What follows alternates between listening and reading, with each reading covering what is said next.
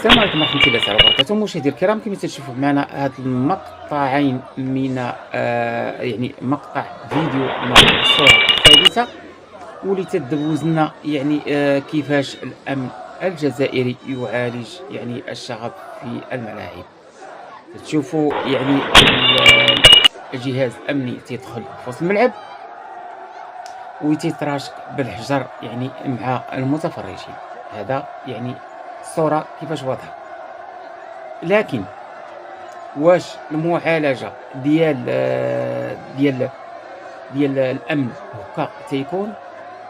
تصوروا يعني يعني رجل الأمن بهذيك الهيئة بهذاك الهندام أصلا ماشي ديال هذاك الحالة أصلا، يعني هذاك الهندام أصلا يعني ماشي ديال هذاك التدخل ديال العنف. التدخل هذا عنده لباسو خاص، تيكون لباس سبور.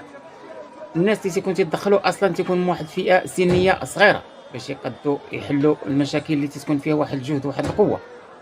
هذا من جهه. ولكن باش تراشق بالحجر يعني عزل وتضربهم بالحجر، تصور اي حجره جات في شي لاعب، واش الا مات واش تتحمل مسؤوليته؟ هذه المساله الاولى. واش ما كاينش اطار قانوني اللي تيحدد كيفاش تتعامل مع الشغب؟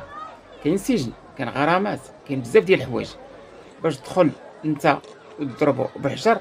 فهذا تيرجعنا يعني لواحد العصور يعني سال عليها الزمان. مشاهدي الكرام، هذا وجهة نظري، تبقى لكم التحليل وتخلوه في التعاليق. ندوزو للصورة الثالثة.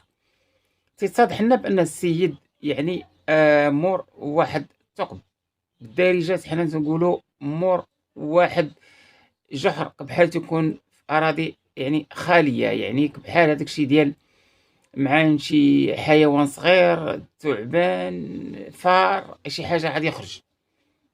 لكن يعني سرعان ما تتفهم بان هذاك الثقب كاين في منزل ماشي برا. ما معناه؟ اشنو السيد تيعاين سيدي تذكيره؟ واش بالله عليكم، واش في هاد الوقيته يعني تكون يعني شي ليغ، شي بطوله في شي دوله مازالين تيتعاملوا الشبابيك بهذاك الشكل؟ يعني ماشي البدائي، ما قبل العصر الحجري باش يتعامل بهذيك الطريقه. فهذيك شي حاجه غريبه بزاف وما يرضاها حتى شي واحد لشي واحد. حنا كبلاد جاره ما نبغيوهاش تنزل هذاك النيفو، هذيك الصوره تسارع على العالم. انا وجهه نظري، وتبقى لكم نتوما التحليل والتعليق. ف يعني حشومه تكون اتحاديه كبيره بهذاك الشكل، تتعطي الرأي، تتعطي المدرب 212 مليون في الشهر، وما تقدرش دير شباك. يعني ولو سلمنا بالشباك، فحتى الشبابيك سالا الزمان ديالها، فتدخل النت وتتيري كود وتتمشي به وان فينال. اما حتى هذاك الشيء السيستم ديال الاوراق والسيستم ديال الشبابيك والسيستم ديال الوقوف والطابورات صافي سالا. ولكن حتى لهذاك الثقب الصغير كانك عجبت شي افعال ولا عجبت شي فلوس ولا هذا، فيعني حشومه. نشوفوه عند الجيران ديالنا اللي تبارك الله غير المدرب ديالهم اغلى مدرب في العالم. مشاهدينا الكرام، والى مقطع اخر، ودمتم في الله.